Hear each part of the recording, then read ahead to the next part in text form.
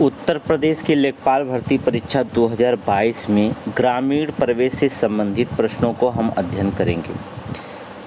आपको हमने ग्रामीण प्रवेश से संबंधित प्रश्नों को, जो संभावित प्रश्न हैं, जो आने की संभावना पूर्ण रूप से बनी रहती है, हम उन्हीं क्वेश्चन को जो होता है आपके सामने प्रस्तुत करते हैं।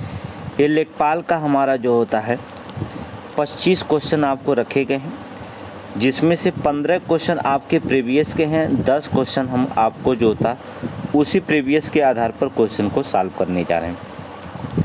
इन्हें आप क्वेश्चन को ध्यान से पढ़ेंगे। इन्हीं क्वेश्चनों में से जो होता है आपके 1 से 2 क्वेश्चन पूरे आने की संभावना रहेगी। जो बार बार कुछ क्वेश्चन पूछे गए हैं उन्हें हम क्या करते हैं, आपके सामने रख रहे हैं। तो चलिए बिना देरी किए हम क्वेश्चनों को सॉल्व करते हैं। पहला क्वेश्चन क्या कहता है? एक कहता कि ग्राम सभा का निर्णयकर्ता कौन होता है? ठीक है, who is the discussion maker of the gram सभा?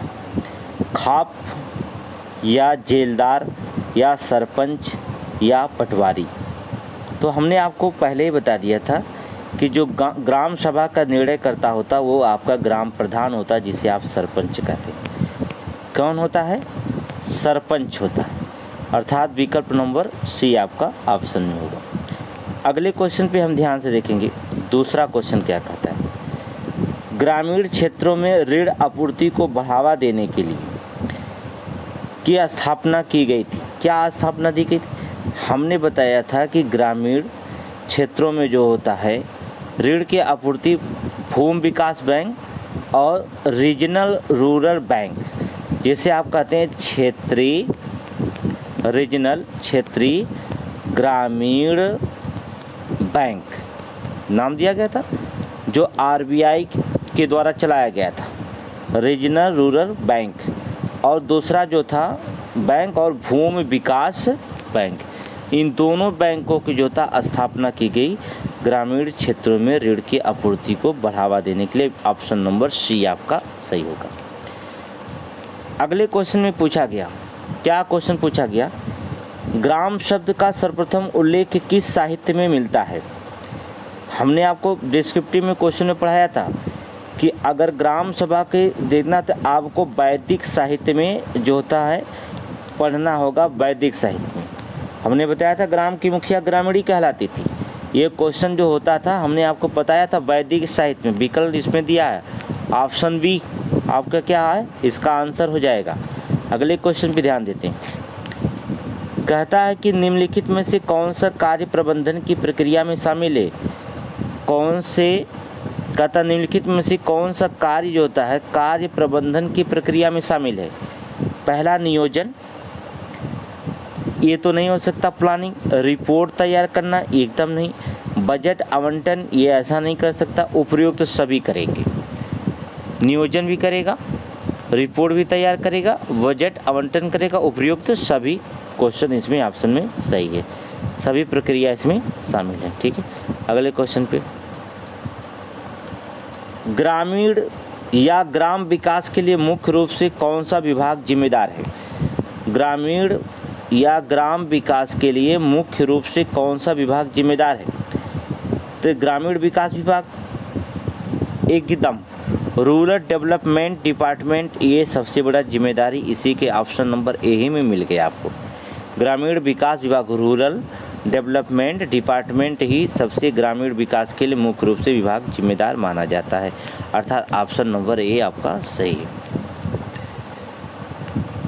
गेहूं में प्रोटीन का प्रतिशत कितना होता है? हमने आपको लिखा दिया है कि गेहूं में जो प्रोटीन की प्रतिशत कितनी मात्रा पाई जाती है? 12% पाई जाती है। ऑप्शन आपका ए सही है, 12% प्रोटीन पाया जाता है। राजस्व अनुभाग 8 का संबंध निम्नलिखित में से किससे है? राजस्व विभाग जो होता है नाहरदेह से। कैंडल ड्यू गलत है। भवन निर्माण, बिल्डिंग कंस्ट्रक्शन से सही है। अनुभाग 8 आपका किससे संबंध रखता है? भवन निर्माण से संबंधित कार्य करता है, भवन निर्माण से। ठीक है, ऑप्शन नंबर आप अगर देखेंगे तो ऑप्शन नंबर आपको जो मिलेगा वो आपका वी होगा। अगले क्वेश्चन पे ध्यान देखें। किसी विपदाओं से संबंधित सूचनाएं इकट्ठा करना राजस्व के किस अनुभाग का हिस्सा माना जाता है? किसी विवाद से संबंधित सूचनाएं इकट्ठा करना राजस्व के किस विभाग का अनुभाग का हिस्सा माना जाता है? अनुभाग 10, अनुभाग 11, ये ऑप्शन सही है, अनुभाग 11। अनुभाग 11 जो होता है किसी कृषि विपदाओं से संबंधित सूचनाएं इकट्ठा करने का राजस्व का अनुभाग 11 के अंतर्गत किया जाता है, अर्थात ऑप्शन बी आपका सही होगा। सहकारी खेती का घटक the component of cooperative farming is, क्या लेबर, फार्मर, जमींदार, नॉन ऑफ दी? कहता सहकारी खेती का जो घटक होता है, सहकारी खेती का घटक हमने आपको बताया था कि कौन होता है सहकारी खेती का घटक? किसान होते हैं, फार्मर, अर्थात ऑप्शन बी आपका इसमें दिया गया है, फार्मर। अगले क्वेश्चन पे ध्यान देखेंगे। विकास खंडों का मुख्य कार्यपालन अधिकारी क्या कहलाता है? विकास खंडों का मुख्य कार्यपालन अधिकारी को हम क्या नाम देते हैं? अर्थात खंड विकास अधिकारी, जिसे आप कह सकते हैं वीडियो। क्या कहलाता है? वीडियो। ब्लॉक डेवलपमेंट ऑफिसर, अर्थात खंड विकास अधिकारी के नाम से जाना जाता है, अर्थात ऑप्शन नंबर बी आपका सही है। विकास खंडों का मुख्य कार्यपालन अधिकारी अर्थात वीडियो कहलाता है। ठीक है, अगला ऑप्शन देखेंगे। दीनदयाल उपाध्याय राज्य ग्राम विकास संस्थान का मुख्यालय कहाँ है? दीनदयाल, ये आपको हमने बता दिया था कि दीनदयाल उपाध्याय ग्राम स्वराज विकास संस्थान जो बनाया गया है, हमने आपको बताया था कहाँ बनाया गया था? लखनऊ में बनाया गया। ऑप्शन नंबर सी आपका सही है, कहाँ? लखनऊ में बनाया गया। हमने 15 क्वेश्चन का प्रीवियस में देखो पूछा गया, इसको हम ध्यान से देखेंगे इन क्वेश्चनों को। इस क्वेश्चन जो आपको पढ़ाने जा रहे हैं, एक से आपके 15-12 क्वेश्चन बताएंगे जो सबसे ज़्यादा क्वेश्चन पूछा जाता है। कहता निम्न में से उस मानचित्र को क्या कहते हैं जो गांव के भूखंडों को एक विचित्र क्रमांक से दर्शाता है? नक्शा, खसरा, बही खाता या लेखा चित्र? तो क्या कहलाता है? खसरा कहलाता है। क्या कहलाता है? खसरा। मानचित्र को क्या कहते हैं जो गांव के भूखंडों को विशिष्ट क्रमांक से दर्शाता है, उसे क्या कहा जाता है? खसरा कहलाता है। अगले क्वेश्चन पे ध्यान से देखेंगे, क्या पूछा गया? भूमापन के प्रयोग में जरीब में कड़ियों की संख्या कितनी मानी जाती है? मतलब जरीब में कड़ियों की संख्या कितनी मानी जाती है? 100 कड़ी का जरीब का बनता है। ठीक है, 100 कड़ी का जरीब बनता है। तो कड़ियों की संख्या कितनी होती है? 100 कड़ी होती है। अगला क्वेश्चन देखेंगे। भूमापन के दौरान एक जरीब की लंबाई पूरी हो जाने की अस्थायी निशानी में किस यंत्र का प्रयोग किया जाता है? तो उसमें किस यंत्र का प्रयोग किया जाता है? शुआ का प्रयोग किया जाता है। भूमापन के दौरान एक जरीब की लंबाई पूरी हो जाने की अस्थायी निशानी में किस यंत्र का प्रयोग किया जाता है? शुआ। क्या कहलाता है? शुआ कहलाता है। अगले क्वेश्चन भी देखेंगे। उत्तर प्रदेश की अर्थव्यवस्था का आधार क्या माना जाता है? तो आपको बता दें उत्तर प्रदेश की अर्थव्यवस्था का आधार आपको क्या है? कृषि है, एग्रीकल्चर मानी जाती है। निम्न में से किस उपकरण का उपयोग भूमापन में नहीं किया जाता है? जरीब, कंपास, पैरोमीटर या थियोडोलाइट? तो आपको बता दें कि पैरोमीटर का प्रयोग हम इसमें नहीं करते हैं। ठीक है, किसका प्रयोग नहीं करते हैं? पैरोमीटर का प्रयोग नहीं किया जाता है। जमाबंदी तैयार की जाती है 8 प्रजातियों में, 4 प्रतियों में, 8 प्रतियों में, 4 प्रतियों में, 2 प्रतियों में या 6 प्रतियों में जमाबंदी तैयार की जाती है। कितने प्रति में जमाबंदी की जाती है? 2 प्रतियों में जमा की जाती है। कितने प्रतियों में?